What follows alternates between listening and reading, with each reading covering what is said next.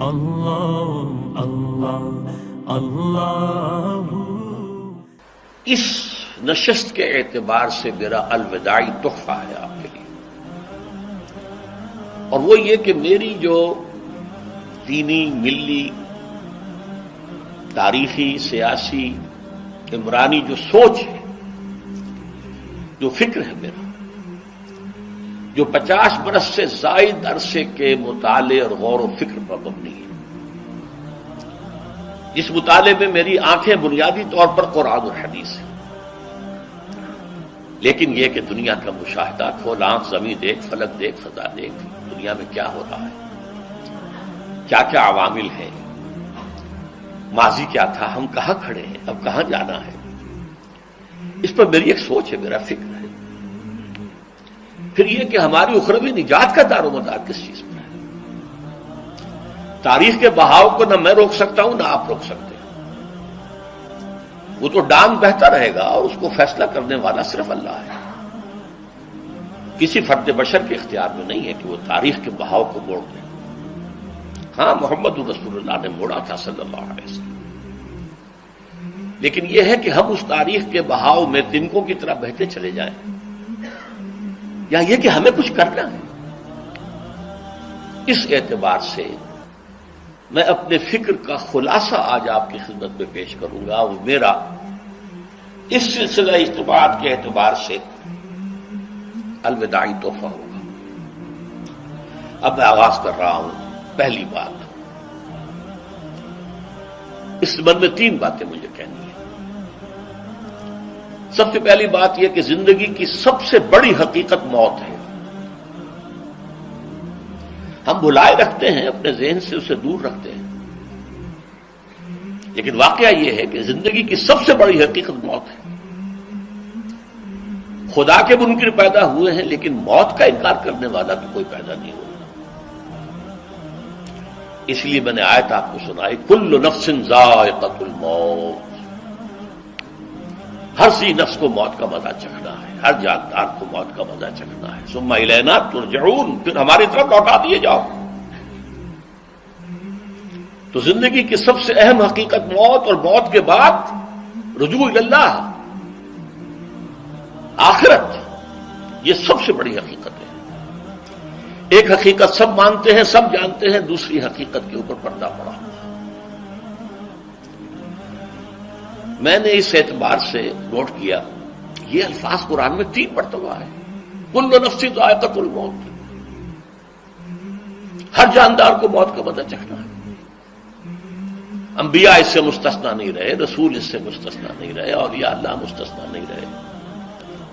وقتی طور پر استثناء حضرت عیسیٰ کا ہے کہ ابھی وہ زندہ ہے، لیکن عیسیٰ یاتی علیہ الموت، حضور نے فرمایا عیسیٰ پر بھی موت آئے گی، جب دوبارہ آئیں گے، زمین پر اتریں گے، پھر اس کے بعد ان پر موت وارد ہوگی، ان کی نماز جنازہ پڑھی جائے گی، انہیں دفن کیا جائے گا حضور کے پہلو میں، شادی بھی کریں گے، اولاد بھی ہوگی۔ باقی تو یہ ہے کہ کل نفس ذائقۃ الموت، سب کو موت کا مزہ چکھنا ہے۔ عیسیٰ بھی بالآخر اس سے مستثنا نہیں رہیں گے، بلکہ قرآن میں ایک جگہ کہا گیا ہے أَفَإِن مِتَّ فَهُمُ الْخَالِدُونَ، کیا ہے نبی، اگر آپ کا انتقال ہو گیا تو یہ کیا ہمیشہ رہیں گے؟ کون ہے دنیا میں جو ہمیشہ رہے؟ انتقال تو ہونا، آپ کا بھی ہونا ہے۔ إِنَّكَ مَيِّتٌ وَإِنَّهُمْ لَمَيِّتُونَ، یہ تو مختصر ترین الفاظ تھے۔ اس سے آگے بڑھیے، سورہ انبیاء میں فرمایا کل نفس ذائقۃ الموت وَنَبْلُوكُمْ بِالشَّرِّ وَالْخَيْرِ فِتْنَةً وَإِلَيْنَا تُرْجَعُونَ، ہر جاندار کو موت کا مزہ چکھنا ہے، اور اس سے پہلے پہلے ہم تمہیں آزماتے رہیں گے، خیر کے ذریعے بھی، بھلائی دے کر، صحت دے کر، دولت دے کر، اولاد دے کر، شہرت دے کر، اور برائی کے ذریعے سے بھی، تنگ دستی دے کر، بے عزتی دے کر، اہانت دے کر، ذلت دے کر، وَإِلَيْنَا تُرْجَعُونَ، اور پھر ہماری طرف لوٹائے جاؤ گے۔ یہ وہ دوسری حقیقت جو میں نے کہا کہ جس پر پردہ پڑا ہوا ہے، بہت بڑا پردہ ہے۔ لوگ یہی سمجھتے ہیں کہ یہی دنیا کی زندگی ہے۔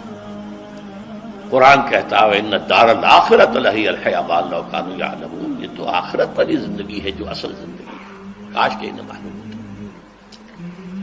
اس سے بھی زیادہ تفصیل سے یہ آل عمران میں آئی آیت، کل نفس ذائقۃ الموت وانما توفون اجورکم یوم القیامہ. ہر جاندار کو موت کا مزہ چکھنا ہے اور پھر تمہیں پورا پورا تمہارا اجر اور بدلہ دے دیا جائے گا قیامت کے دن. فمن زحزح عن النار وادخل الجنۃ فقد فاز. جو کوئی آگ سے بچا لیا گیا اور جنت میں داخل کر دیا گیا وہ تو کامیاب ہو گیا. اللہم ربنا اجعلنا منہم، اللہم ربنا اجعلنا منہم، اللہم ربنا اجعلنا منہم. وما الحیات الدنیا الا متاع الغرور. اور دنیا کی زندگی تو سوائے دھوکے کے سامان کے اور کچھ نہیں. دھوکہ کس معنی میں؟ یہ تمہیں اصل زندگی سے غافل کر دیتی ہے. تم کہیں سفر پر جا رہے تھے، تمہارا کہیں گھر تھا، تمہیں واپس آنا تھا، تم راستے ہی میں کسی دلچسپی میں ایسے مگن ہوئے کہ گھر بار سب بھول گئے. یہ تو تمہارا عارضی سا سفر تھا، تم نے اسی کو اپنی منزل بنا لیا، اپنا ٹھکانہ بنا لیا، تو دھوکہ دیا اس نے تمہیں. ویسے دنیا کی زندگی دھوکہ نہیں ہے، بڑی حقیقت ہے. اس لیے کہ حضور نے فرمایا انما الدنیا مزرعۃ الآخرہ. یہ دنیا آخرت کی کھیتی ہے، یہاں بوؤ گے تو وہاں کاٹو گے، یہاں کچھ کمائی کرو گے تو وہاں اس کا بدلہ ملے گا. اس اعتبار سے دنیا بہت بڑی حقیقت ہے، ایک ایک لمحہ بہت بڑی قیمتی شے ہے. لیکن اگر یہ دنیا تمہیں آخرت سے غافل کر دے تو اس سے بڑا دھوکے باز اور کوئی نہیں. یہ اصل دجال ہے. میں نے تقریباً 60 برس کی عمر کو جب میں پہنچا تھا تو موت کا انتظار شروع کر دیا تھا. میرے قریبی احباب کو معلوم ہے، میں کہتا رہا، یہ بھی کہتا رہا کہ بھائی میں اپنے حصے کا کام کر چکا. جتنی صلاحیت اللہ نے دی تھی، جتنی بھی میرے اندر استعداد تھی، میں اس کو بھرپور طریقے پر استعمال کر چکا. دم واپسی برسرے راہ ہے عزیز و اب اللہ ہی اللہ ہے. یہ میرا معاملہ رہا ہے 60 برس کی عمر سے. اس کے بعد اللہ نے مزید 14 برس دیے ہیں. یہ نافلۃ لک کے درجے میں کہتا ہوں، اس کا اللہ کا عطیہ خصوصی ہے، نفل ہے. ہمیشہ کہتا رہا ہوں مسنون زندگی تو 61 برس ہے ہمارے حساب سے. علامہ اقبال کے بارے میں سنا ہے کہ رویا کرتے تھے کہیں میری عمر حضور کی عمر سے زیادہ نہ ہو جائے. وہ 6 مہینے کم ہی رہی ہے حضور کی عمر سے. جو حضور کی عمر تھی وہی حضرت ابو بکر کی، وہی حضرت عمر کی، وہی حضرت علی کی. ہاں حضرت عثمان 82 برس کے ہوئے ماشاءاللہ. پھر یہاں کے مجددین میں سے وہی عمر حضرت شیخ احمد سرہندی کی، وہی شاہ ولی اللہ دہلوی کی. ہاں شیخ عبدالحق محدث دہلوی رحمۃ اللہ علیہ 82 برس کے ہوئے. لیکن یہ میں کہا کرتا تھا مسنون عمر تو 61 برس ہے. جسے ہم 63 کہتے ہیں وہ اصل میں ہمارے حساب سے 61 بنتا ہے. وہ 63 قمری ہے، جو 9 دن کم ہے. قمری سال جو ہے وہ شمسی سال سے.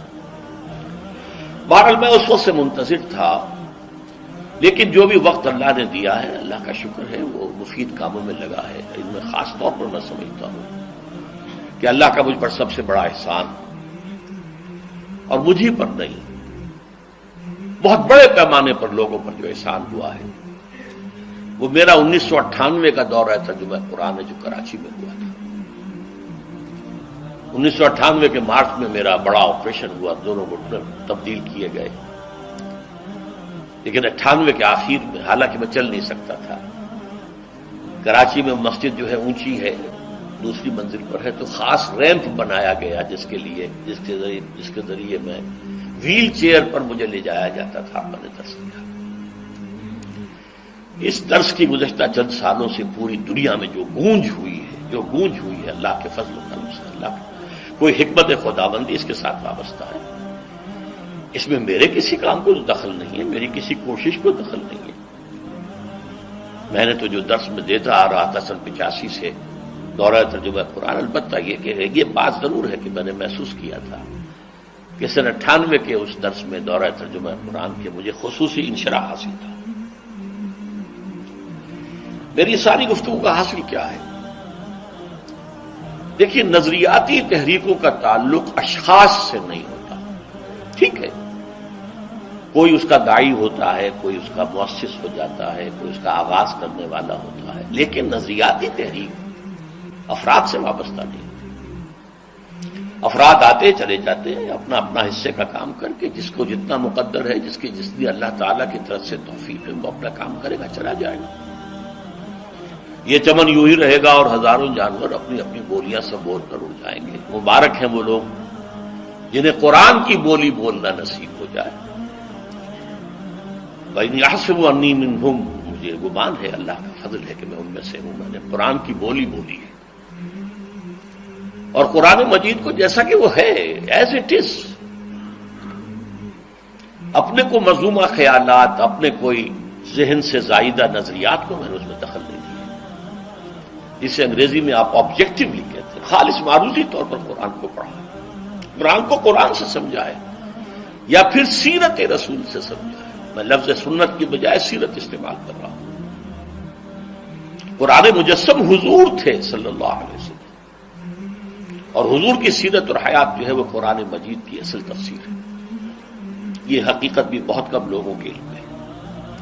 وہ احادیث کا نام تو لیتے ہیں، احادیث بھی ہے، سیرت بھی تو احادیث ہی سے ہمیں ملتی ہے، لیکن میں خاص طور پر سنت یا حدیث کی بجائے سیرت کا استعمال۔